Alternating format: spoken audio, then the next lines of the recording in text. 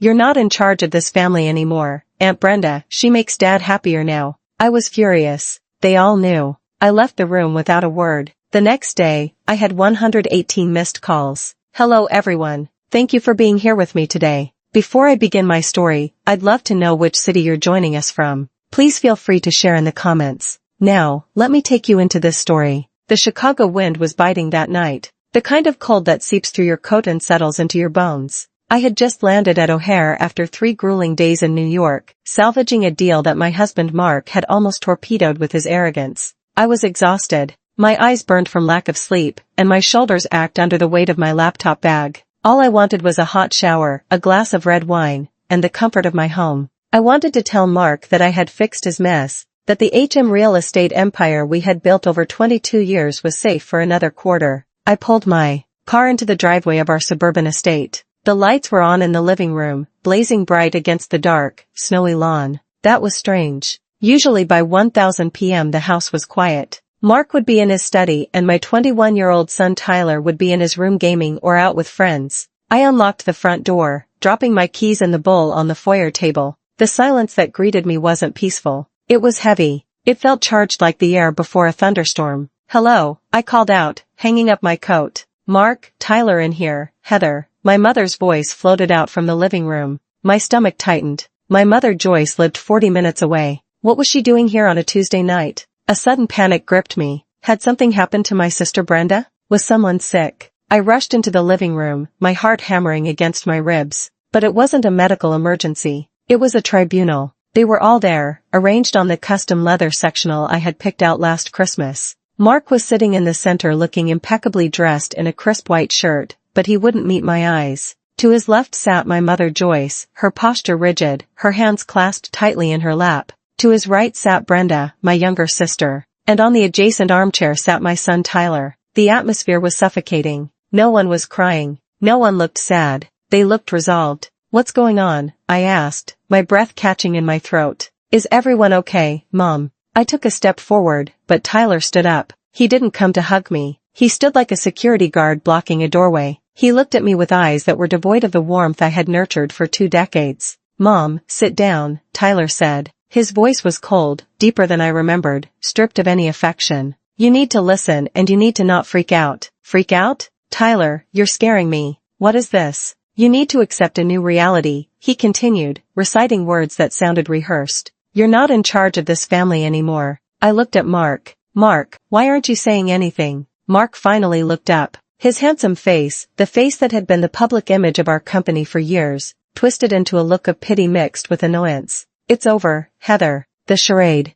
It's done." "What charade?" I felt like I was drowning on dry land. "Aunt Brenda," Tyler said, gesturing to my sister. "She makes Dad happier now. Unlike you, she understands him." The world stopped spinning. I looked at Brenda, my little sister, the one whose rent I had paid for 6 years. The one I had hired when no one else would give her a job. She was sitting with her legs crossed, wearing a silk blouse that looked suspiciously like one missing from my closet. And then I saw it. Mark's hand was resting casually, possessively on Brenda's knee. "We didn't want you to find out from a stranger," my mother, Joyce, chimed in. Her voice wasn't apologetic. It was lecturing. "We wanted to do this as a family. Heather, you have to be realistic. You've been married to your work for years. Mark is a man with needs. He needs a wife who is present, not a business partner who sleeps with her laptop." "Mom," I whispered, the betrayal slicing deeper than any knife. "You knew you're condoning this." "I'm supporting happiness," Joyce said, lifting her chin defiantly.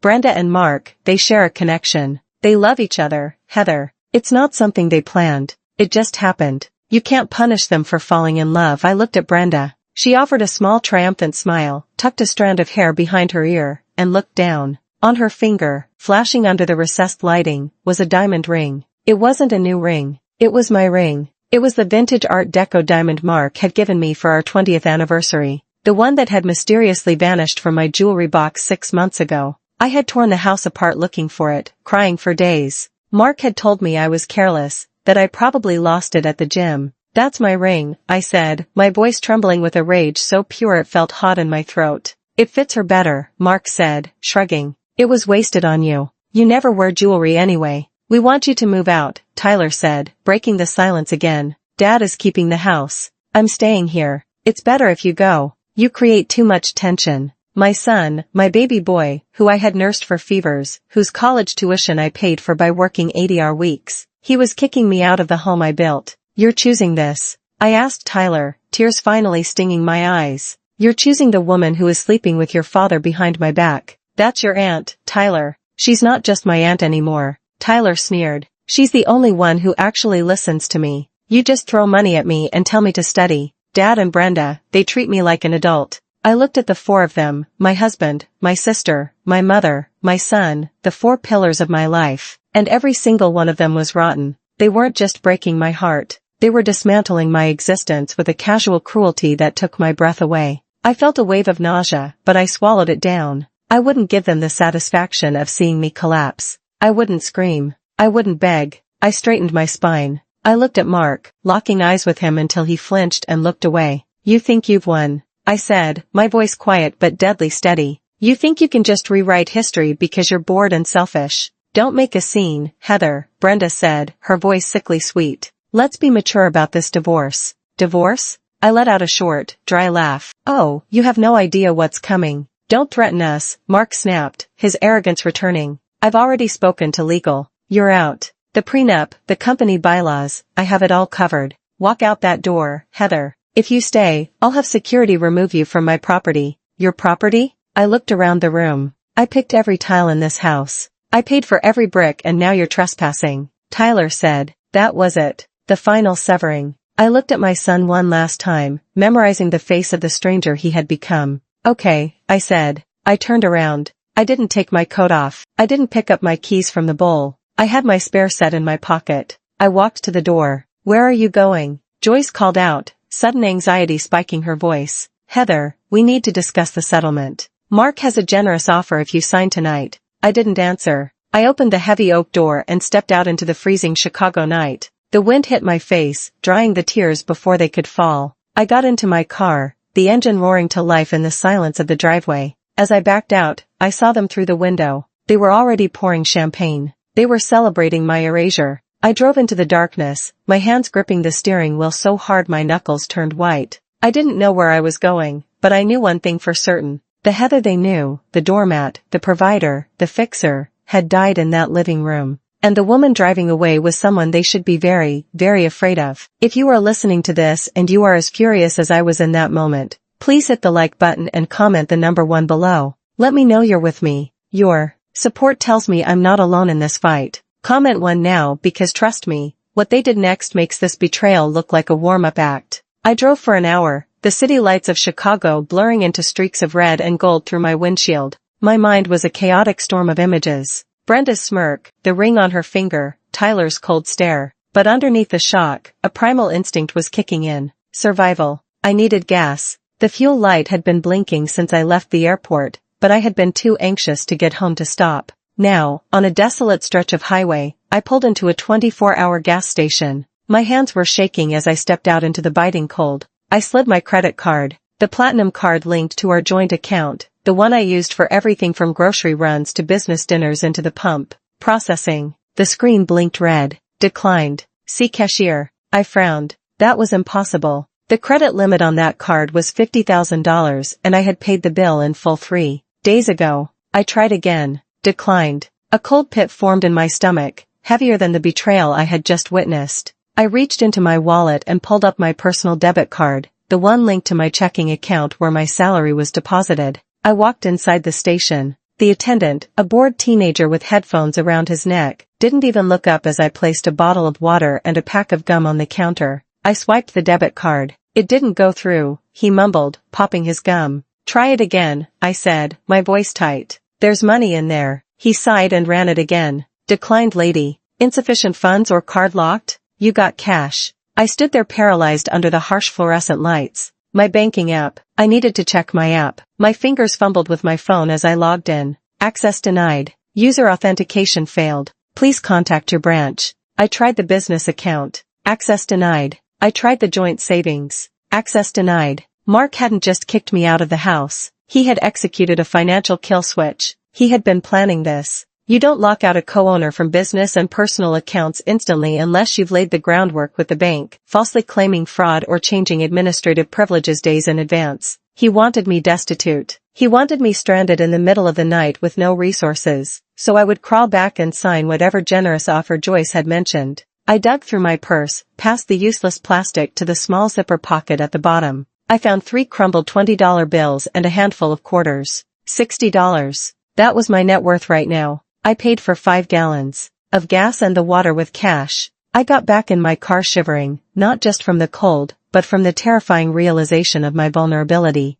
I couldn't go to a hotel. I didn't have a credit card for the deposit. I couldn't go to my mother's house. I couldn't go to Brenda's. I drove until I found a motel with a flickering neon sign that read vacancy. It was one of those places where truckers slept for a few hours. The kind of place where the sheets smell like stale smoke and regret. Cash up front, the night manager said through bulletproof glass. $50 for the night. I handed over 50 of my remaining $60. He slid a key across the tray. Room 12. The room was freezing. The heater rattled and coughed out air that smelled like burnt dust. I sat on the edge of the sagging mattress, still in my expensive business suit, my coat wrapped tight around me. I looked at my phone. The screen was lit up with notifications. Not apologies, not please come back. 118 missed calls. They were mostly from a number I recognized, Mark's personal attorney, a shark named Robert Vance. And then the emails started pinging. Subject, dissolution of marriage settlement agreement. Subject, urgent NDA required. Subject, notice of termination HM Real Estate. I opened the termination notice first. It was a PDF attached to an email from the HR director, a woman I had hired, a woman I had mentored. Dear Miss Heather Bryant, effective immediately, your position as Chief Operating Officer is terminated for cause. Allegations of corporate espionage and gross negligence. I laughed. A harsh, ragged sound in the empty room. Espionage. Negligence. I was the one who stayed up until 3:00 a.m. auditing the books. I was the one who knew every zoning law in Chicago. Mark couldn't even convert a PDF without asking me for help. And then a text message came through. It was from Tyler. My thumb hovered over the screen, a tiny foolish part of me hoping he had snuck away, that he was sorry. Tyler, Mom, don't make this hard. Dad says he'll cut off my tuition and trust fund if you fight the divorce. He promised me the VP spot next year if I stick with him. You always told me to be ambitious. I'm just doing what you taught me. Please understand. I dropped the phone onto the bed like it was burning hot. That was the final eraser. Mark hadn't just taken my money and my job. He had bought my son's soul. He had used the wealth I helped build to bribe my own child against me. I curled up on top of the dirty bedspread, knees to my chest. The tears finally came, hot and fast. I cried for the boy I used to read bedtime stories to. I cried for the sister I had protected on the playground. I cried for the husband I had believed in when he was nothing but a smile and a cheap suit. But as the night wore on and the tears dried into crusty salt on my cheeks, something else began to settle in my chest. It was cold and heavy like a stone. They thought they had erased me. They thought that by taking the credit cards and the passwords, they had taken my power. They forgot one thing. They forgot who built the castle they were sitting in. They forgot who designed the security systems, who wrote the contracts, and who knew where the bodies were buried. Mark thought HM Real Estate ran on his charm. He was about to learn that it ran on my brain. And while he might have stolen the keys to the front door, he had forgotten that the architect always leaves a back door. I stared at the water stain on the ceiling, waiting for the sun to rise. I wasn't Heather the wife anymore. I wasn't Heather the mother. I was Heather the architect. And I was about to bring the whole house down. Sleep was impossible in that motel room. The traffic noise from the interstate was a constant drone, but it was the noise in my head that kept me awake. Memories, sharp and jagged, played on a loop. To understand why I was lying on a dirty mattress with $10 in my pocket, I had to go back. I had to look at the foundation of my life and realize it had been cracked from the very beginning. I grew up in a small town in Ohio, the older of 2 daughters. My father died when I was 7, leaving my mother Joyce to raise us alone. His death broke something in her. Or maybe it just revealed who she really was. She was a woman who needed to be adored, needed to be the center of attention, and she projected that need onto her children, or rather onto one child. Brenda was born beautiful. Even as a baby, she had ringlets of gold hair and big blue saucer eyes that made strangers stop in the street. I was plain brown hair, serious eyes, sturdy. I was the responsible one. Brenda was the princess. I remembered. The day I turned 18. I had just received my acceptance letter to the University of Chicago with a partial scholarship. It was my ticket out. I had worked 3 part-time jobs throughout high school, tutoring, waitressing, shelving books at the library to save for the rest of the tuition. I ran into the kitchen waving the letter. Mom, I got in. Joyce was at the table painting Brenda's nails. Brenda was 12 then, already demanding and petulant. That's nice, Heather, Mom said without looking you.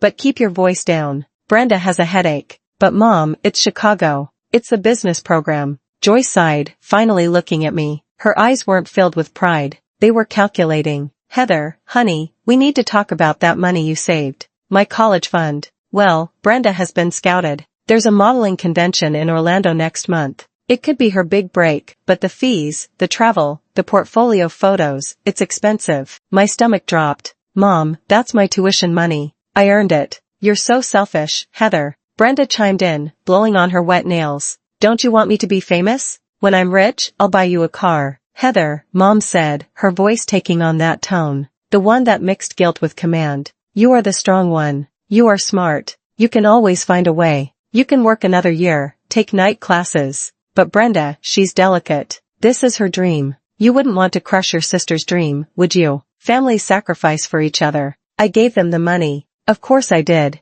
I had been conditioned for 18 years to believe that my value lay only in what I could provide for them. I was the scapegoat, the mule, the fixer. Brenda was the golden child, the star, the one who deserved to shine. Brenda went to Orlando. She didn't get signed. She spent the money on clothes and theme parks. I spent the next year working double shifts at a diner to earn the money back. I started college a year late, exhausted but determined. That dynamic never changed. It just evolved. When I graduated at the top of my class, Mom didn't come to the ceremony because Brenda had severe anxiety over a breakup with a boyfriend of 2 weeks. I walked across the stage alone. When I got my first big promotion at a finance firm, Mom said, "That's great, honey. Hey, can you loan Brenda $2,000? Her landlord is being unreasonable." I paid Brenda's rent. I paid for her car repairs. I paid for her acting classes that she never attended. I bought Mom a condo so she wouldn't have to worry about stairs. I thought I was buying their love. I thought if I just gave enough, worked hard enough, fixed enough problems,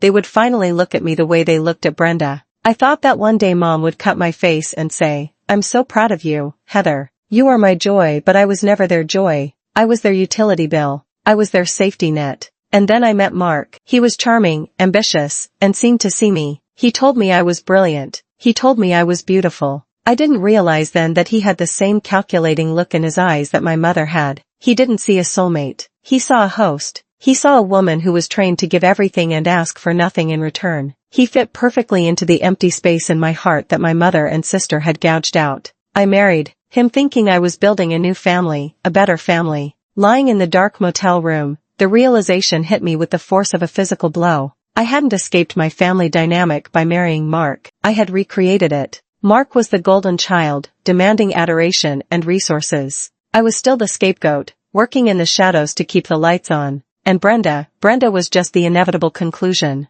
The two parasites in my life had finally found each other. "You're the strong one, Heather." My mother's voice echoed in my memory. Well, she was right about one thing. I was strong. Strong enough to carry them for 40 years. And now, God help them, I was strong enough to drop them. I sat up in bed, the metal spring squeaking. I wasn't going to cry anymore. The sadness was gone, replaced by a cold clinical clarity. They wanted the delicate Brenda. They wanted the dreamer Mark. Fine. They could have each other, but they couldn't have my money. They couldn't have my company. I reached for my laptop bag. It was time to stop being the daughter who sacrificed. It was time to be the CEO who liquidated bad assets. The morning sun filtered through the dirty curtains of the motel room, casting long, dusty shadows across the floor. I opened my laptop. Thankfully, I had a portable Wi-Fi hotspot in my bag, a habit from years of traveling for work. Mark couldn't cut off a device he didn't know existed. I didn't log into the bank accounts yet. I knew those doors were bolted shut.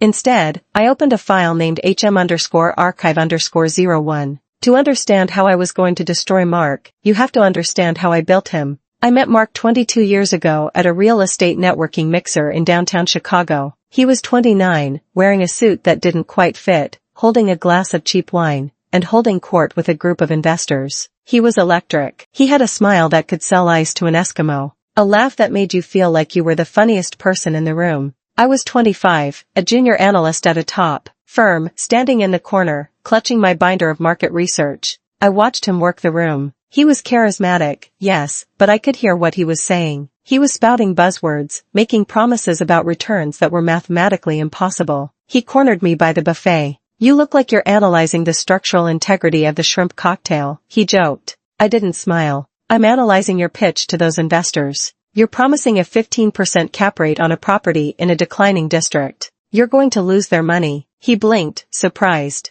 Then he laughed. "Okay, you caught me. I'm an idea man, not a numbers guy. I need someone who understands the boring stuff." "The boring stuff is what keeps you out of prison," I said dryly. He fell in love with me, or at least with what I could do for him right then and there. Within 6 months, we were married. Within a year, we started HM Real Estate. The division of labor was established immediately. Mark was the face. He was the CEO. He took the client meetings, played golf with the developers, and gave the interviews to the business journals. He loved the spotlight. He loved the title. I was the architect. I was the COO. But really, I was everything else. I found the properties. I negotiated the loans. I managed the contractors. I fought with the city council over zoning permits. I did the taxes, the payroll, the legal compliance. Our first major project was a disaster waiting to happen. Mark had bought a dilapidated warehouse in the Mayatacking district, convinced it would be the next hot loft conversion. He overpaid by $500,000.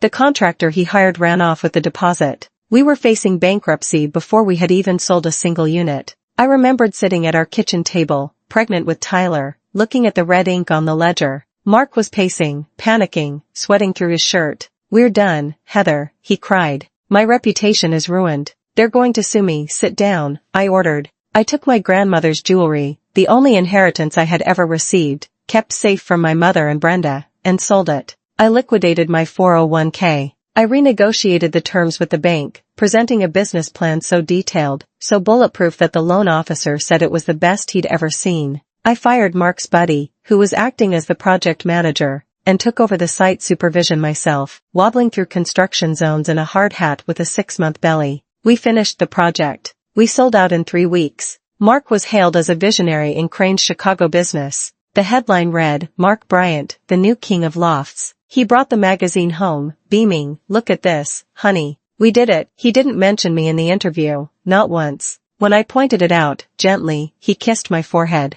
"Babe, you know how the media is. They like a singular narrative. Besides, you hate the spotlight. You're my secret weapon. The power behind the throne." I accepted it. I told myself, it was for the family. I told myself that as long as the company succeeded, it didn't matter whose face was on the cover. I was a fool. For 20 years, I built the stage, set the lights, and wrote the script. Mark just walked out and took the bow, and the company grew. We expanded into commercial real estate, luxury condos, mixed-use developments. We were worth millions, but the structure of the company that was my masterpiece. Mark was lazy with details. He hated reading contracts. He hated passwords. "Just fix it, Heather," was his catchphrase. So, I set up the digital infrastructure. I created the intricate web of LLCs to limit liability. I set up the automated banking transfers, and because Mark was paranoid about employees stealing from him, he insisted on a localized, highly encrypted internal server for our most sensitive financial data. He wanted a ghost key, a master administrative access that could bypass all other protocols in case we ever got locked out or held hostage by it. "Only you and I will know the ghost key," he had said. But Mark never bothered to memorize the complex 64-character string I generated. He wrote it on a sticky note, put it in his desk drawer for a week, and then threw it away, assuming I would always be there to type it in for him. He was right. I was always there until yesterday. Now, sitting in the motel, I looked at the login screen for the HM private server. The VPN tunnel was secure. Mark thought that by calling the bank and removing me as a signatory, he had cut me off. He thought that by firing me through HR, he had revoked my access. He relied on standard protocols. He relied on the front door. He forgot about the ghost key. My fingers hovered over the keyboard. I typed in the string of characters. It was a line from a poem I loved mixed with the GPS coordinates of the first building we ever bought and the date Tyler lost his first tooth. Mark didn't know any of those things. Authentication processing access granted administrator level. The screen flooded with data. The entire nervous system of HM Real Estate lay open before me. Emails, bank transfers, wire logs, tax documents, private chat histories. I wasn't just looking at a company. I was looking at the crime scene of my marriage. I started downloading. I didn't just want a few files. I wanted everything. Every email Mark had sent in the last 5 years. Every expense report, every wire transfer to the Cayman Islands or Switzerland. And that's when I saw it. A folder named Project B. It wasn't a building project. B stood for Brenda. I opened the folder and the blood drained from my face. This wasn't just an affair. This was embezzlement on a massive scale. Dates, amounts, receipts. January 12th, $50,000 wire to B. Miller Consulting. Brenda's maiden name February 14th, $12,000 Cartier March 1st, $4,500 monthly rent luxury suite The Drake Hotel. He had been keeping Brenda like a concubine on the company dime for 3 years. But it went deeper. I saw transfers to a shell company I didn't recognize, Orion Holdings. The signatory on Orion Holdings wasn't Mark, it was Brenda.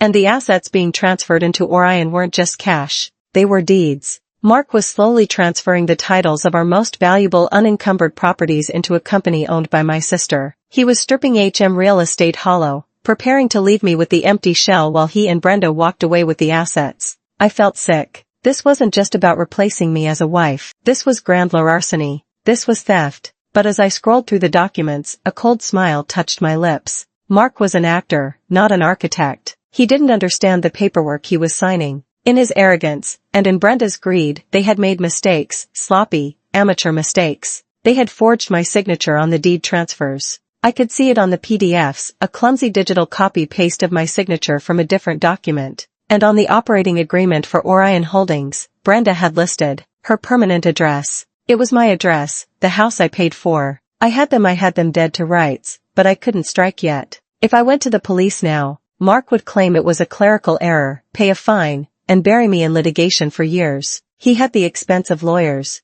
I had $10. No, I needed to let them hang themselves. I needed them to feel safe. I needed them to think I was defeated, broke, and hiding in a hole. I closed the laptop. I had the blueprints of their destruction. Now I just needed to build the trap. The digital evidence of Project B burned in my mind, forcing me to recall exactly how Brenda had infiltrated my sanctuary. It started 5 years ago, a time when HM Real Estate was booming and my guard was down. Brenda had just gone through her 3rd divorce. Her ex-husband, a decent mechanic named Dave, had left her because she refused to work and spent his paycheck on designer purses she couldn't afford. She showed up at my doorstep with 2 suitcases and a soba story. That would have won an Oscar. He was abusive, Heather, she cried, throwing herself into my arms. I later learned abusive meant he cut up her credit card. I have nowhere to go. Mom said you'd help. Joyce called me 10 minutes later. Heather, you have that big house with all those empty guest rooms. Let your sister stay for a few weeks. She just needs to get back on her feet. Family helps family. I agreed. I always agreed. A few weeks turned into 6 months. Brenda lay by my pool all day drinking my wine and criticizing my gardening staff. Mark at the time seemed annoyed by her presence. She's lazy, Heather, he'd complain. She treats our house like a hotel. I defended her. She's grieving, Mark, give her time. Then came the request. I need a job, Brenda announced one night at dinner. I'm bored. I want to work for you guys. I almost choked on my water. Brenda, we run a commercial real estate firm. It's high pressure. What skills do you have for this? I'm good with people, she insisted. I don't know client relations. I can plan the parties. I can talk to the investors. You guys are so stiff. You need someone fun. No, I said. It was one of the few times I set a boundary. But Joyce intervened. She drove 40 minutes to have coffee with me. Heather, this is Brenda's chance to be responsible. If you don't give her a job, she'll spiral. Do you want her living on your couch forever? Give her a salary. Let her move out. Mark thinks it's a good idea. I blinked. Mark does. I spoke to him, Joyce said smoothly. He thinks Brenda could help soften the company image. You know you can be a bit intense, honey. I confronted Mark. You want to hire Brenda? Mark shrugged, adjusting his tie. Your mom made a good point. We need someone to handle the social stuff. The galas, the charity events. You hate that stuff. Let her do it. Pay her assistant salary. Get her out of the house. It's a win-win. I relented. I created a title, Director of Special Events. At first, it seemed fine. Brenda moved into a condo, which I subsidized, and she planned the company Christmas party. It was lavish, over budget, but successful. Then the subtle shifts began. Brenda started coming into the office every day, dressed not in business attire, but in figure-hugging dresses that were just on the edge of inappropriate. She spent hours in Mark's office discussing event logistics. I would walk by and hear them laughing. Whenever I entered the room, they would stop. What's so funny? I'd ask, feeling a prickle of unease. Just a joke about a client, Brenda would say, smiling that saccharine smile. You wouldn't get it, Heather. It's an inside joke. She started joining us for business lunches. Then she started replacing me at them. Heather, you stay and finish the quarterly projections. Mark would say, Brenda and I will take the developers to the steakhouse. You know you hate small talk, and I did hate small talk. I loved the work, so I let them go. I stayed in the office eating a salad at my desk, crunching numbers, ensuring our profit margins were healthy, while my husband and my sister drank martinis and laughed at my expense. I noticed changes in Mark. He started dressing younger. He bought a Porsche he didn't need. He started staying out late for networking. When I expressed concern, Joyce gaslit me to oblivion. You're being paranoid, Heather, she scolded. You should be happy Mark and Brenda get along. Most men hate their in-laws. It's a blessing. Don't ruin it with your jealousy. It's unbecoming jealousy. She made me feel like a crazy insecure shrew. Now looking at the Project B folder on my laptop, I saw the reality. The networking dinners were dates. The business trips to Miami were vacations. And the consulting fees paid to Brenda were actually her allowance for being his mistress. The snake hadn't just slithered into the grass. I had opened the gate, invited her in, and fed her warm milk. And the worst part, my mother had held the gate open. Joyce had brokered this. She had pushed Brenda onto Mark, knowing exactly what Brenda was capable of. She wanted Brenda to have the life I had built. Because in her twisted mind, Brenda deserved the kingdom, and I was just the builder meant to construct it and move on. I slammed my hand against the cheap motel desk. The pain was grounding. Okay, I whispered to the empty room. You want to play the fun, irresponsible game. Let's see how fun it is when the architect pulls the load-bearing wall. I spent the next 6 hours in a trance of forensic accounting. The ghost key gave me access to everything, but I had to be careful. If I made any changes, if I altered any files, the system logs might alert the IT director, a man named Steve, who used to be loyal to me, but was now undoubtedly answering to Mark. So, I became a ghost. I copied. I downloaded. I took screenshots. I traced the money flow. It was worse than I thought. HM Real Estate was bleeding. To fund their lifestyle and the transfers to Brenda's shell company, Mark had stopped paying the vendors. We were 3 months behind on payments to the construction crews for the new downtown high-rise. We were default on the interest payments for 2 major loans. Mark was robbing Peter to pay Brenda. The company, my life's work, was a house of cards. If the creditors found out, we would be insolvent in 30 days. But then I found something that made me sit up straight. It was an email chain between Mark and a private investigator named Vance Investigations. The timestamp was from 2 years ago. Subject: Target surveillance. H. Bryant. Mark: I need dirt. Anything. Infidelity. Substance abuse. Mental instability. I need grounds to void the prenup. Vance: Mr. Bryant. We followed her for 6 months. She goes to work. She goes to the grocery store. She goes to her mother's house.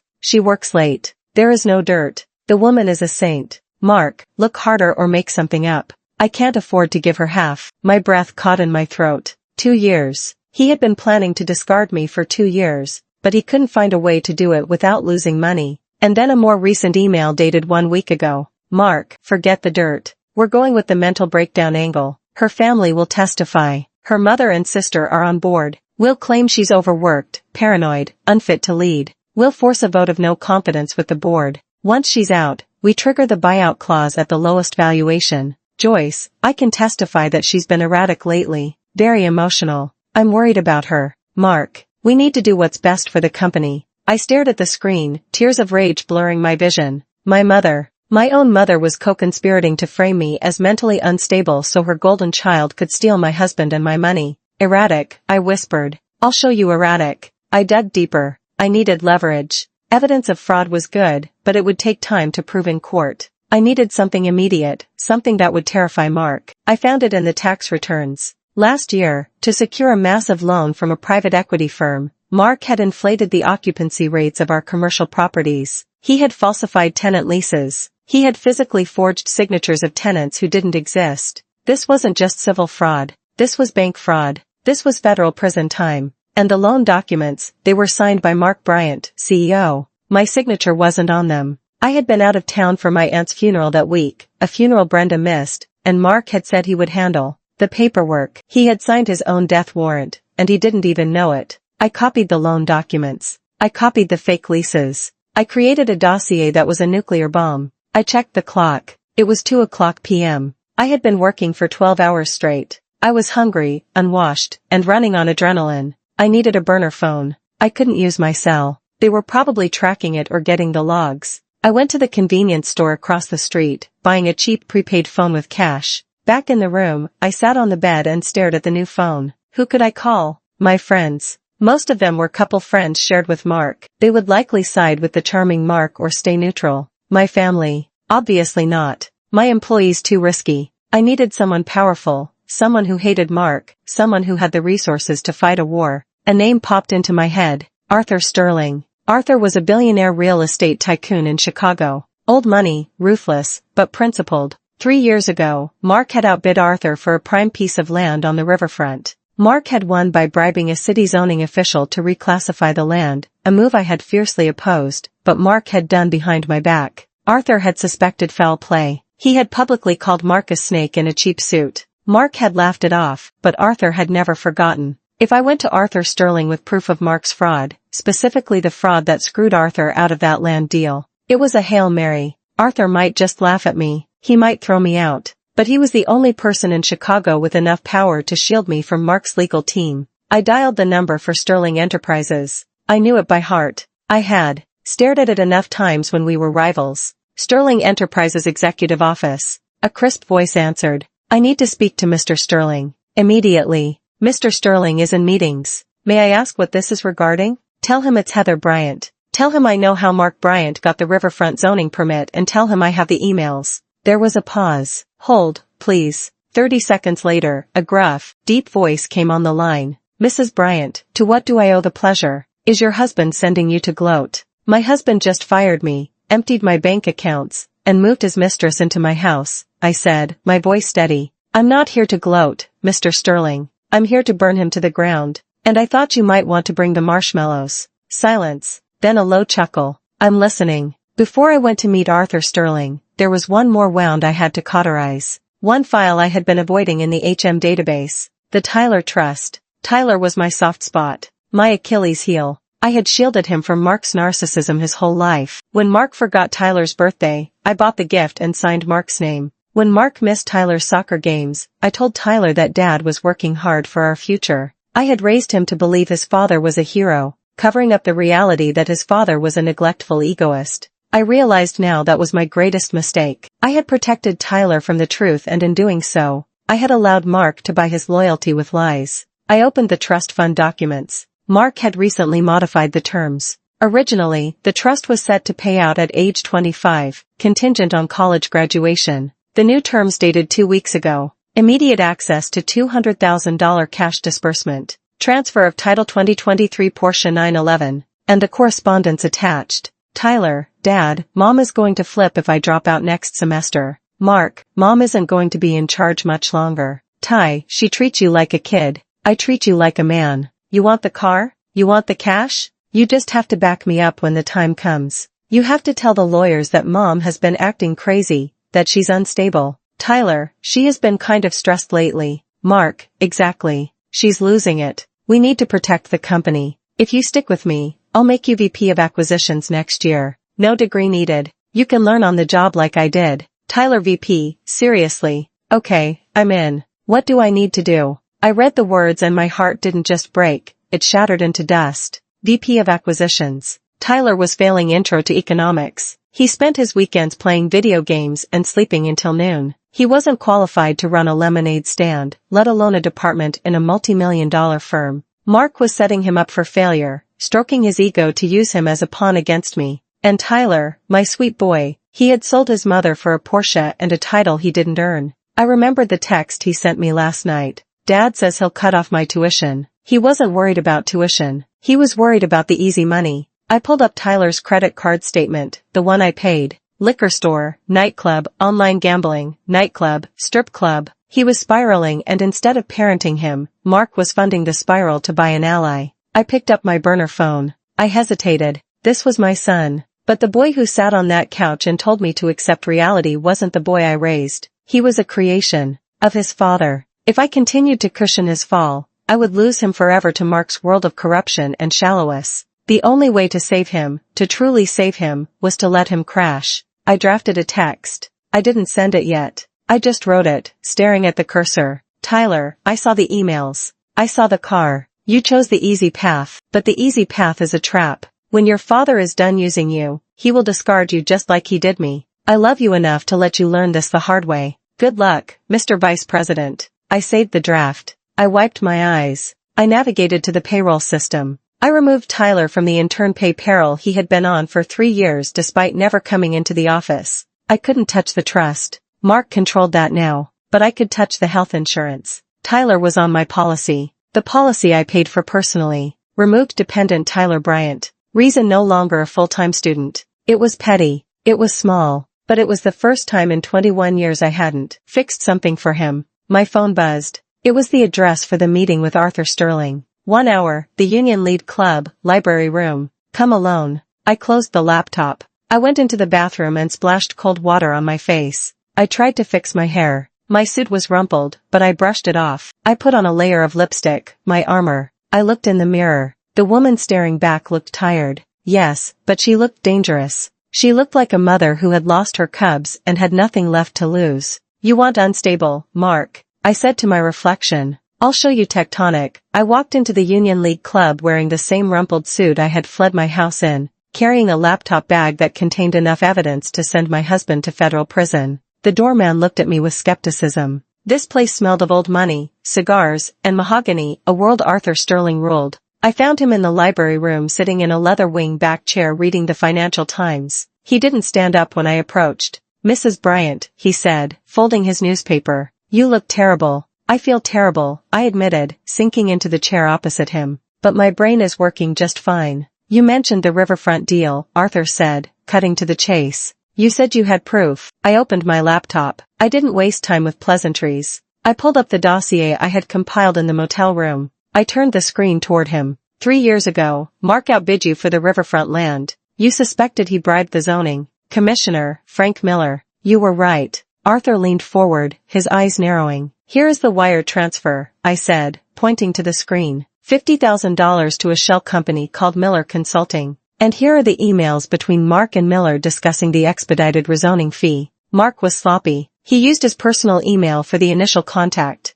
Arthur scanned the documents. His expression didn't change, but the air around him seemed to grow colder. Why are you showing me this now? You were the COO. You benefited from this deal. I didn't know, I said, my voice steady. Mark kept a shadow ledger. I found it last night after he kicked me out of my house, froze my accounts, and moved my sister into my bed. Arthur lipped up, a flicker of surprise crossing his face. Your sister. And my mother is cheering them on, I added, a bitter laugh escaping my lips. It's a regular family reunion, and I'm the only one not invited. I took a breath. Mr. Sterling, I didn't come here to gossip. I came here to make a deal. Mark is trying to destroy me. He's forged my signature on fraudulent loans. He's embezzling company funds. He's going to leave HM Real Estate a smoking crater. And you want me to save you? Arthur asked, raising an eyebrow. No, I want you to help me bury him and in exchange I will give you the riverfront property. Arthur paused. Go on. Mark is overleveraged. He's cash poor. He's about to default on the construction loans. If you step in as a white knight investor now, offering a bridge loan to save the project, he'll take it. He's desperate. And in the loan agreement, we include a collateral clause. If he defaults, which he will because I know the real numbers, you seize the assets, specifically the riverfront deed. Arthur stared at me for a long moment. The silence stretched, heavy and tense. Then a slow smile spread across his face. It wasn't a warm smile. It was the smile of a predator recognizing another predator. You're vindictive, aren't you? Arthur said softly. I'm efficient, I corrected. Mark thinks I'm a scorned wife who's going to cry in a corner. He doesn't realize I'm the one who wrote his business plan. Arthur closed my laptop and pushed it back toward me. I like you, Heather. You have grit. Mark always struck me as a peacock. All feathers, no flight. But you're a hawk. He pulled out his phone. I'm going to call my personal counsel. He's the best litigator in Chicago. He'll represent you in the divorce. Pro bono. Consider it an investment in our new partnership. Thank you, I whispered, relief flooding through me. And Heather, Arthur added, his eyes hard. Don't disappoint me. If we do this, we destroy him completely. No mercy. No taking him back when he cries. He won't be crying, I said, thinking of the smirk on Mark's face when he took my ring. He'll be screaming. Arthur nodded. Good. Now, let's get you a hotel room that doesn't charge by the hour. You can't plan a war if you haven't slept. That night, I slept in a suite at the Four Seasons, paid for by Sterling Enterprises. I took a long bath, scrubbing the motel grime off my skin. As I lay in the crisp, clean sheets, I felt a shift deep inside me. For 20 years, I had been the fixer. I had smoothed over Mark's mistakes, cleaned up his messes, made him look good. I had been the invisible glue holding everything together. Now, I was going to be the solvent. I was going to dissolve everything he thought he owned. I picked up my burner phone and texted Arthur one word, ready. 3 days later, the trap was set. Arthur's lawyer, a terrifyingly calm man named David Cohen, had drafted the settlement agreement. It was a masterpiece of legal misdirection. On the surface, it looked like a total surrender. The proposal: 1. Mark keeps the marital home. 2. Mark keeps full ownership of HM Real Estate. 3. Heather receives a lump sum of $500,000, a fraction of what I was owed. 4. Heather waives all claims to future spousal support. It looked like I was giving up. It looked like I was broken, desperate for cash, and just wanted to run away. Mark would love it. It fed his ego perfectly. But buried deep in the 60-page document in Section 14, subsection C, paragraph 4, was the poison pill clause. In the event that any party to this agreement is found to have engaged in undisclosed criminal activity, fraud or embezzlement during the marriage or is convicted of a felony within 24 months of signing, this entire agreement is voidio. In such case, all assets including 100% of company stock and real property shall revert to the non-offending party as punitive damages. Mark never read the fine print. He paid lawyers to do that. But his lawyer, Robert Vance, was lazy. I knew that because I used to pay his bills. Vance skimmed contracts. He looked for the big numbers, the payout, the alimony. He wouldn't be looking for a specific reversion clause buried in boilerplate text about liability. I met Mark and his lawyer at Vance's office. I wore no makeup. I wore an old sweater. I kept my head down, looking at the floor. I needed to sell the image of the defeated woman. Mark walked in like he owned the world. He was wearing a new Italian suit and he smelled of expensive cologne, probably a gift from Brenda. Well, look who crawled out of her hole. Mark sneered as he sat down. I hope you're ready to sign, Heather. Brenda and I have wedding invitations to order. Just give me the check, I said, my voice trembling. I just want to leave, Mark. I can't fight you anymore. Mark laughed, glancing at Vance. See, I told you she'd fold. She doesn't have the stomach for this. Vance slid the papers across the table. Standard agreement, Heather. You walk away with $500,000 clean break. Just sign here, here, and here. I picked up the pen.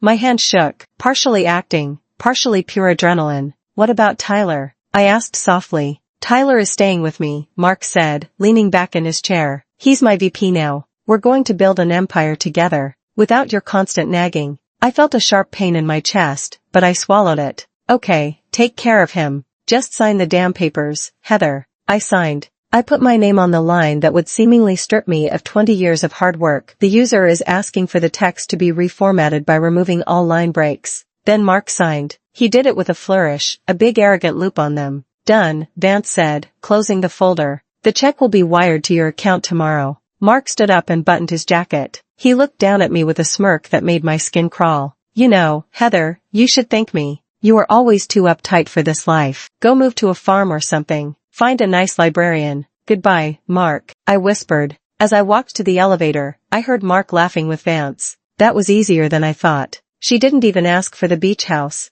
The elevator doors closed, cutting off his laughter. I leaned against the metal wall and let out a long breath. He had signed. The poison pill was active. Now all I had to do was prove the fraud. And I already had the evidence. I just needed the right stage to present it. And what better stage than the wedding? Mark and Brenda had announced their date. It was in 3 weeks. A rush wedding, they called it. They wanted to be legitimized. Before the spring gala season. 3 weeks. That was my timeline. I walked out of the building and into Arthur's waiting town car. Did he sign? Arthur asked from the back seat. He signed, I said. A genuine smile finally breaking through. He thinks he bought my silence for $500,000. He just signed over his entire life. Arthur handed me a glass of sparkling water. To the architect, to the demolition, I replied. The next 3 weeks were a study in masochism. I had to stay invisible while Mark and Brenda paraded their victory all over Chicago. I rented a small nondescript apartment on the north side using my maiden name. I spent my days with Arthur's forensic accountants building the case file.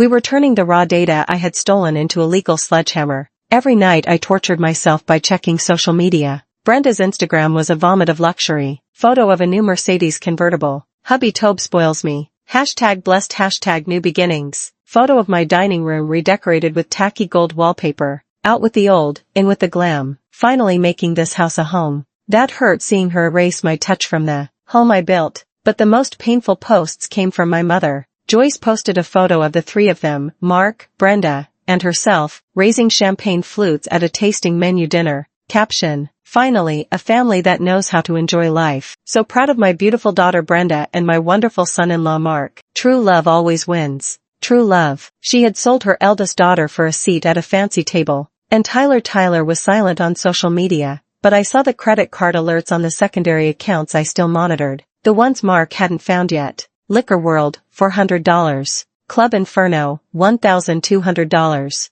Bail Bondsman, $500. My son was spiraling. Mark wasn't parenting him. He was enabling him. I wanted to rush in and save him, but Arthur stopped me. You can't save someone who doesn't want to be saved, Heather. Arthur told me gently. He chose his side. Let him see what that side really looks like when the lights go out. I knew he was right, but it felt like cutting off a limb. Meanwhile, the company was rotting from the inside. My spies, Sarah in accounting and Jim in project management, fed me daily updates. Mark hasn't been in the office past 2 p.m. in weeks, Sarah texted. He's letting Brenda plan the rebranding of the company. She wants to change the logo to pink and gold. Pink and gold Heather for a commercial real estate firm. The contractors are threatening to walk off the job at the Highlands site. Jim reported Mark told them the check is in the mail. It's not. He used the construction draw to pay for the wedding venue. Let it burn. I told them just document everything. Save every email where he tells you to delay payments. The wedding was going to be at the Palmer House Hilton, the Grand Ballroom.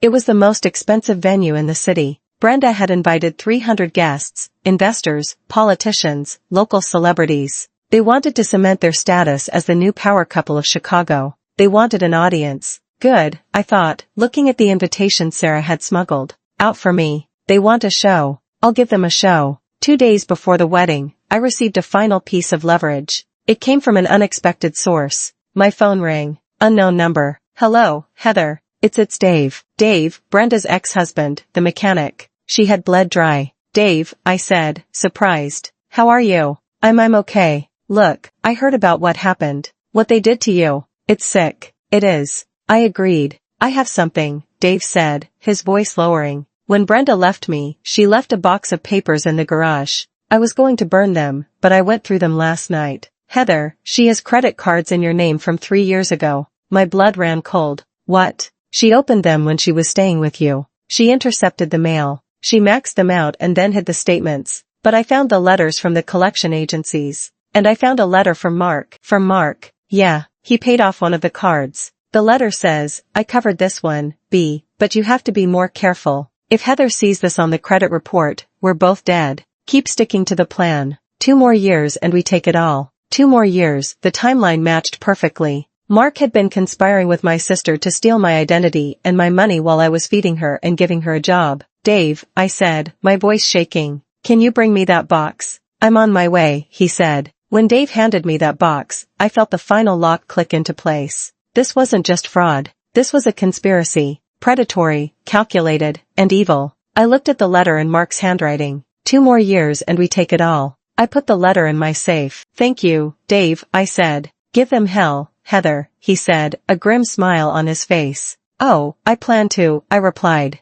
I plan to give them the whole inferno. The day before the wedding, I did something dangerous. I went to see Tyler. I knew I shouldn't. Arthur advised against it. But I was a mother first and a vengeful ex-wife second. I needed to give him one last chance to step off the sinking ship. I waited outside his new penthouse apartment, the one Mark had bought with company funds. At 11:00 a.m., Tyler stumbled out, looking hungover. He was wearing designer sunglasses and a hoodie that cost more than my first car. Tyler, I called out. He jumped, spinning around. When he saw me, his face hardened. Mom, what are you doing here? You're stalking me now. I'm not stalking you. I'm trying to save you. I don't need saving. He spat, walking toward his Porsche. I'm doing great. Dad just put me in charge of the Southside portfolio. Tyler, listen to me, I said, stepping in his path. Your father is lying to you. The company is bankrupt. He's stealing money to pay for this lifestyle. He's using you as a shield. When the feds come, and they are coming, your name is on the documents." Tyler laughed. It was a hollow, brittle sound. "You're just jealous. You're jealous because Dad is winning and you're nobody. You're living in some dump, right?" Dad told me. "I'm living in reality," I said, my voice urgent. "Tyler, please don't go to the wedding tomorrow. Just call in sick. Go stay with your friends. Just don't be there standing next to him when it happens." "When what happens?" he challenged. "You going to crash it? You going to make a scene?" "God, you're pathetic, Mom. Dad said you'd try to ruin it. He calls me pathetic." I felt the anger rising, but I pushed it down. "Tyler, look at me. I raised you. I know you. You're not this person. You're kind. You're smart. You're not a thief." "I'm not a thief," he shouted, his face turning red. "I'm a businessman like Dad. Dad is a fraud." I shouted back. "And Brenda is a parasite. And if you stay with them, you're going down with them." Tyler glared at me. Then he pulled out his phone. "I'm calling security. Get away from me." He got in his car and revved the engine aggressively. As he peeled out of the parking lot, he rolled down the window and yelled, "Don't come tomorrow, Mom. Nobody wants you there. You're the past." I watched him drive away, my heart breaking all over again. But this time, the brake was cleaner. I had tried. I had extended the hand. He had slapped it away. Now he was on his own. I drove back to my apartment. Arthur was waiting for me with the final preparations. "How did it go?" he asked, though he clearly knew the answer from my face. "He's gone," I said flatly. "He's fully brainwashed." "Then he learns the hard way," Arthur said. "Are you ready for tomorrow?" "Yes." "We have the projector access codes." "Yes." "The police are briefed." "Yes." "Detective Miller is meeting us in the lobby at 8:00 p.m. Arthur handed me a garment bag. "Then you'll need this." I unzipped the bag. Inside was a dress. It wasn't a frantic, desperate ex-wife dress. It was a sleek black tailored tuxedo suit. Yves Saint Laurent. Powerful, elegant, severe. "Wear your armor, Heather." Arthur said. "Tomorrow, you're not the victim. You're the executioner." I touched the fabric. It felt cool and smooth. "Thank you, Arthur. Get some rest," he said. "Tomorrow is going to be a long night." I didn't rest. I sat by the window watching the city lights. I thought about Mark and Brenda probably rehearsing their vows right now, probably laughing about how they had gotten away with it. 2 more years and we take it all. They wouldn't get 2 years. They wouldn't even get 2 days. Tomorrow, Mr. and Mrs. Bryant were going to have a very different kind of reception. The morning of the wedding dawned gray and overcast. A perfect Chicago day for a funeral. I spent the morning reviewing the presentation. We had timed it perfectly. It would start right after the love story video montage that Brenda had spent $20,000 producing. At 6 p.m., the guests began to arrive at the Palmer house. I watched the live stream from a camera Arthur had planted in the ballroom. He owned a stake in the hotel. Getting access was trivial. It was nauseating. The room was dripping in crystals and pink roses, thousands of them. There was an ice sculpture of Mark and Brenda intertwined. I saw my mother, Joyce, greeting guests. She was wearing a champagne-colored gown that was far too young for her, beaming like she had won the lottery. "Yes, isn't it wonderful?" I heard her say to a confused cousin. "They are soulmates, Heather." Oh, poor Heather just couldn't handle Mark's success. "She's taking some time away." I saw Mark. He looked nervous but triumphant. He was shaking hands, clapping backs, playing the role of the benevolent king. And Brenda, she walked in wearing a custom Varenne gown, dripping in diamonds. Diamonds that my company paid for. She looked beautiful. I had to admit, beautiful. And rotten. The ceremony began. I listened to them exchange vows. "I promise to be your partner in all things," Mark said, looking deep into Brenda's eyes. "I promise to support your dreams and spend my life making you happy," Brenda cooped. I sat in the hotel suite upstairs sipping a black coffee. "Lies," I whispered. "Every word is a lie." "Are we good to go?" Arthur asked, checking his watch. "The signal is live," the tech guy confirmed.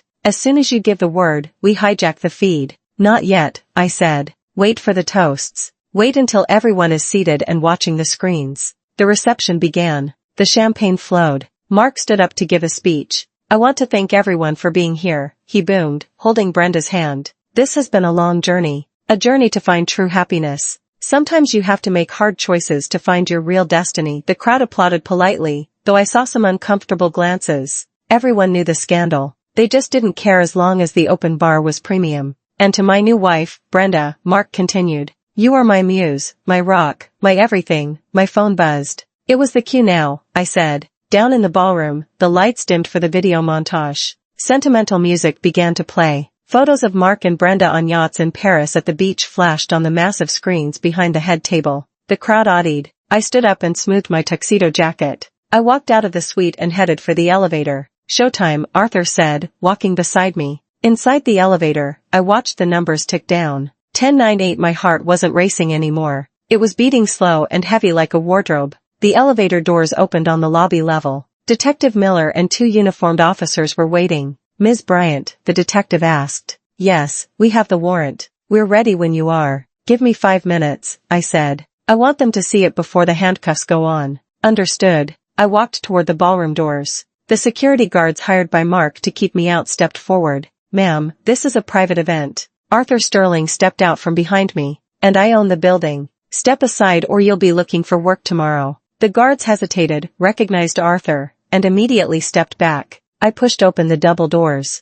Inside the music had just swelled to a crescendo. The video on the screen showed Mark and Brenda kissing in front of the Eiffel Tower, and then the screen flickered. The music cut out with a screech of feedback. The room went silent. On the massive screens, the romantic image vanished. In its place, a stark white spreadsheet appeared. Red numbers and then a document. A credit card statement. Name Brenda Miller. Address 124 Oak Lane, my house. Purchase Cartier diamond ring, $25,000. Paid by HM corporate account. A murmur rippled through the crowd. "What is that?" Brenda shrieked, standing up. "Mark, fix it. Cut the feed." Mark yelled at the AV booth, "Turn it off," but the tech guy in the booth was ours. He didn't turn it off. He turned up the volume. And then my voice, pre-recorded, boomed over the speakers. "Hello, Mark. Hello, Brenda. You wanted a family gathering. You wanted everyone to witness your union. Well, let's show them what this union is really built on." All heads turned, not to the screen, but to the back of the room.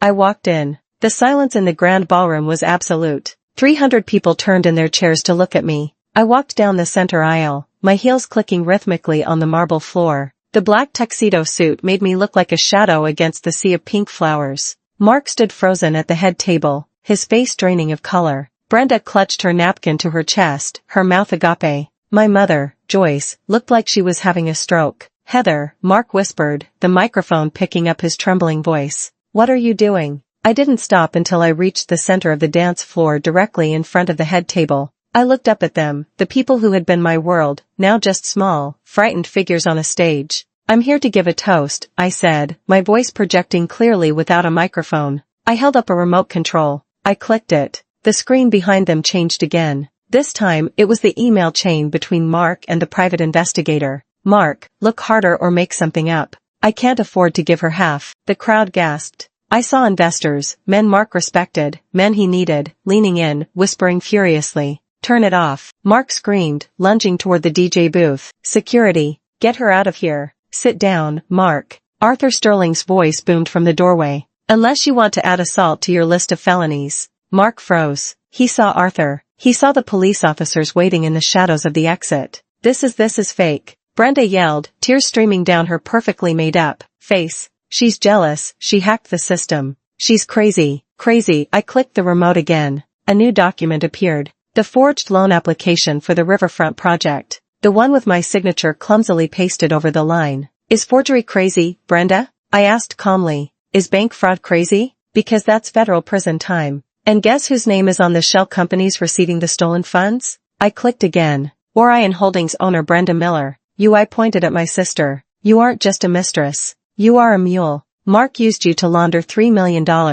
Did he tell you that? Did he tell you that when IRS comes looking, they're coming for your signature?" Brenda looked at Mark, her eyes wide with horror. "Mark, you said it was tax optimization. You said it was legal." "Shut up, Brenda," Mark hissed. "Oh, don't stop him," I said, smiling coldly. "Let him explain. Let him explain to our mother how he refers to her." Click. The email appeared. Subject: The Old Bat. "Mark, just write Joyce another check from the slush fund. The old bat is greedy. As long as we pay for her condo, she'll keep Heather in the dark. She'd sell her own daughter for a renovation budget." Joyce let out a sound that was half wail, half joke. She stood up, her hands shaking so hard she knocked over her champagne glass. "Mark," she croaked. You called me that after everything I did for you. I sided with you. I betrayed my own child for you. And look what it got you, Mom," I said, looking at her with pity. "A seat at a wedding that's about to become a crime scene. Mark looked around the room, his eyes wild. He saw his empire crumbling in real time. He saw the investors walking out. He saw the waiters stopping to watch. He saw the end.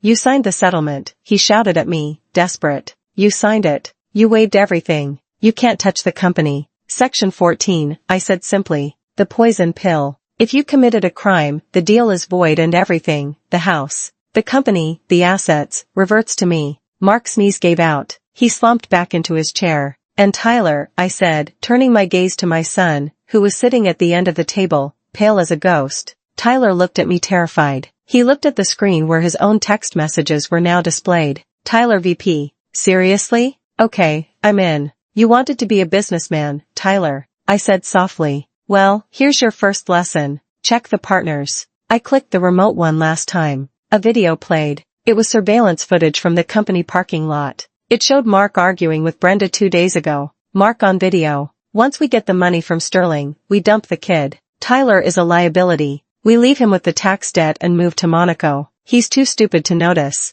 The ballroom went dead silent. Tyler stood up slowly. He looked at his father. The hero worship in his eyes was gone, replaced by a shattering realization. "Dad," Tyler whispered. You are going to leave me." Mark stammered. "Ty, no. I was just stressed. It's out of context." "You called me stupid," Tyler said, his voice cracking. "You said I was a liability." "Tyler, sit down," Mark ordered, trying to regain control. "Don't listen to her." Tyler didn't sit down. He picked up his glass of champagne and threw it in Mark's face. "I hate you." Tyler screamed. "I hate you." Chaos erupted. Joyce was sobbing. Brenda was hyperventilating. Mark was wiping champagne off his face, looking like a drowned rat. I lowered the remote. The presentation was over. I nodded to Detective Miller. The police marched into the room. The guests parted like the Red Sea. "Mark Bryant," the detective announced. "You are under arrest for bank fraud, embezzlement, and forgery." "Brenda Miller, you are under arrest for conspiracy and money laundering." "No." Brenda shrieked as the officer grabbed her wrists. "I didn't know. I'm just the girlfriend. He made me do it." "Tell it to the judge," the officer said, snapping the handcuffs on. Mark didn't scream. He just stared at me. As they cuffed him, he looked me in the eye. "You ruined everything," he spat. "You bitter, vindictive bitch." I walked up to him. I stood so close I could smell the fear on him. "I didn't ruin anything, Mark," I said, calm as a frozen lake. "I just turned on the lights. And you're just a cockroach who got caught." They dragged him away. The wedding guests were stunned into silence. The only sound was Joyce's weeping. I looked at the head table one last time. The cake was uncut. The flowers were perfect. The illusion was destroyed. I turned to Arthur Sterling. "I think I'm done here." "Brilliant," Arthur said, offering me his arm. "Absolutely brilliant." As we walked out, I didn't look back at my crying mother or my devastated son. Not yet. They had made their bed. Tonight, they had to sleep in it. The days following the wedding were a media circus.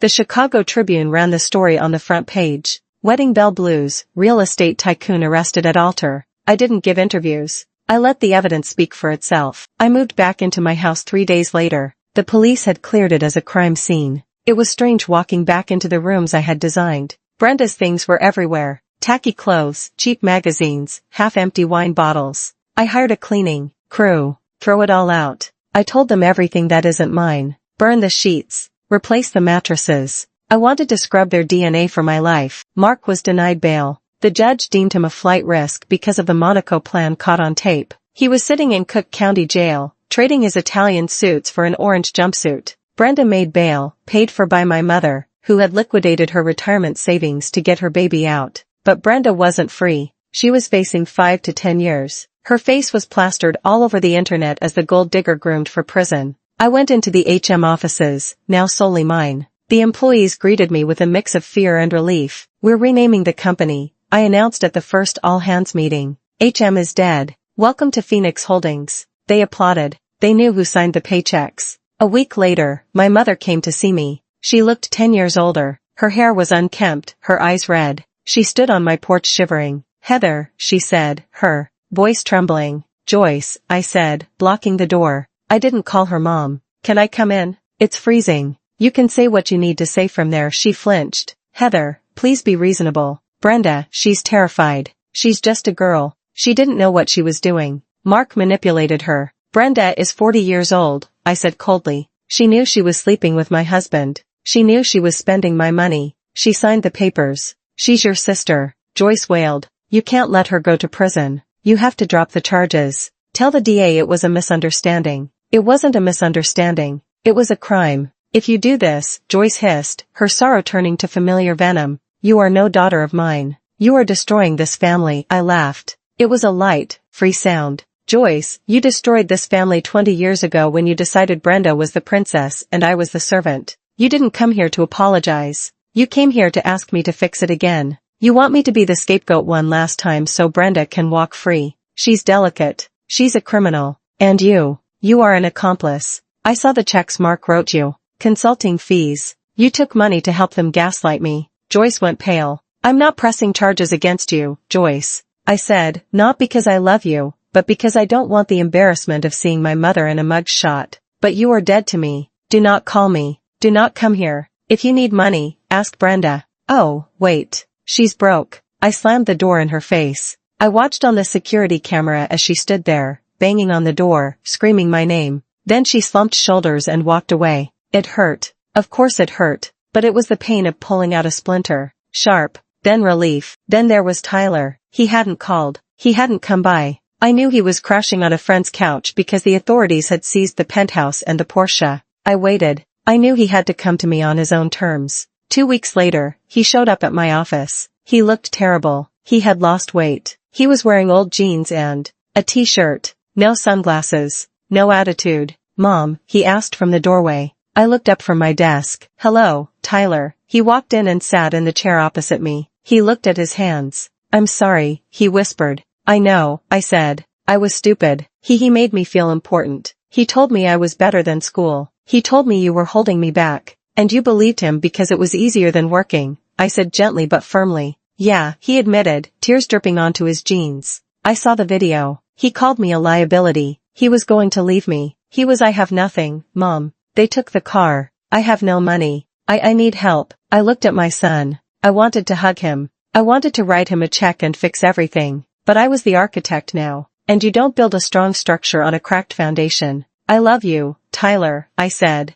But I'm not going to give you money. He looked up, panicked. But where will I live? I don't know. That's for you to figure out. Mom, please. Here is the deal, I said, sliding a piece of paper across the desk. This is an application for a student loan. And this is a job application for the mailroom at Phoenix Holdings. Minimum wage. You start at the bottom. You finish your degree at night. The mailroom, he asked, shocked. But take it or leave it. If you want to be a man, Tyler, you earn it. Mark gave you things to buy you. I'm offering you nothing so you can build yourself. He stared at the papers. He stared at me. He saw the resolve in my eyes. Slowly, he reached out and took the pen. Okay, he said, his voice shaking. I'll take the job. Good, I said. Report to Sarah in HR. She'll get you a badge. Don't be late. He stood up. He looked at me. Really looked at me for the first time in years. You're really scary, Mom. He said, a hint of admiration in his voice. I know, I smiled. Now get to work. The trial was short.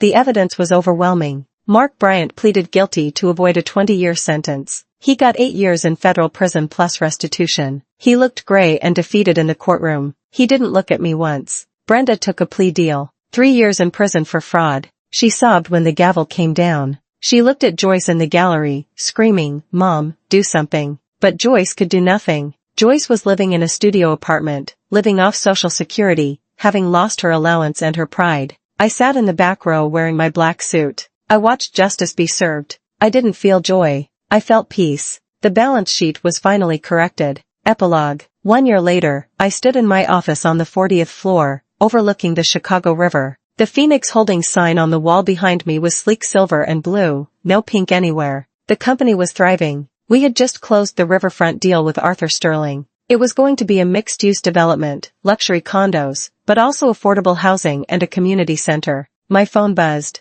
Tyler, hey, Mom. Just finished my econ final. Think I aced it. Also, the mailroom team improved sorting efficiency by 15% this week. Do I get a raise? I smiled. Don't push it, but dinner is on me tonight. 7:00 p.m. Tyler, see you there. He was working hard. He was tired, broke, and humble. And I had never been prouder of him. He was becoming the man I knew he could be, not the caricature his father tried to mold. There was a knock on my door. Come in. Arthur Sterling walked in holding a bottle of champagne. To the 1-year anniversary, he said, of the day you burned down the circus. It seems like a lifetime ago, I said, taking the glass. You know, Arthur said, leaning against my desk. Mark sent me a letter from prison. He wants to know if I'll buy his shares of the old shell companies. He needs money for the commissary. What did you tell him? I told him I only do business with the CEO and the CEO is busy building an empire. We clinked glasses. I looked out at the skyline. I had lost a husband. I had lost a sister. I had lost a mother. But I had found myself. I wasn't the scapegoat anymore. I wasn't the fixer. I wasn't the invisible wife. I was Heather Bryant, the architect, and my life. It was finally truly mine. Thank you for listening to my story. It wasn't easy to relive, but if my journey can help even one person stand up to the toxic people in their life, then it was worth it. Family isn't always blood. Family are the people who respect you, who value you, and who stand by you when the storm hits. If you are holding on to someone just because they are family, but they are hurting you, let go. You are strong enough to build something new. If you enjoyed this story and want to see more justice served, please hit that like button. It really helps the channel grow. And subscribe so you don't miss the next story. And tell me in the comments, have you ever had to cut off a toxic family member? How did you find the strength? I read every single comment and I'd love to hear your story. Until next time, stay strong, stay smart, and never let anyone take the keys to your castle.